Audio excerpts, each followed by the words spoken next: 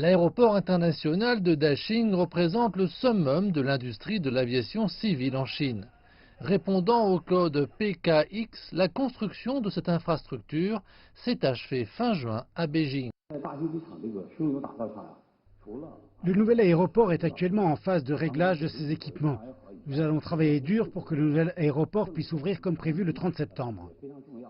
Le nouvel aéroport est conçu pour accueillir 720 millions de passagers d'ici 2025, réduisant ainsi la pression sur l'aéroport de Beijing Capital, déjà victime de son succès. Les compagnies aériennes étrangères seront autorisées à implanter leurs activités dans l'un ou l'autre, mais les autorités indiquent qu'elles accorderont aux opérateurs étrangers des créneaux horaires supplémentaires à PKX pour les encourager à s'y déplacer. PKX a pour objectif de devenir le nouveau hub international de la capitale chinoise.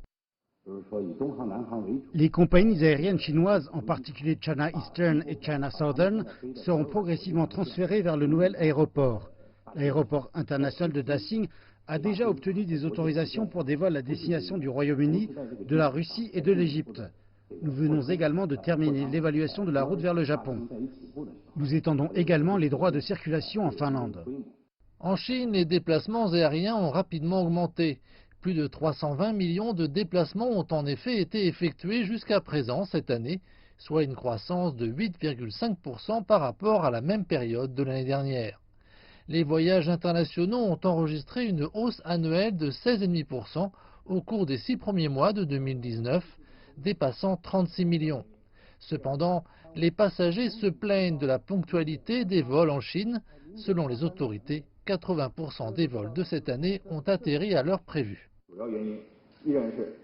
Les conditions météorologiques ont été la cause de la plupart des vols retardés ou annulés au cours du premier semestre. 45% des vols ont été affectés par les conditions météorologiques. L'été est la haute saison des voyages aériens en Chine.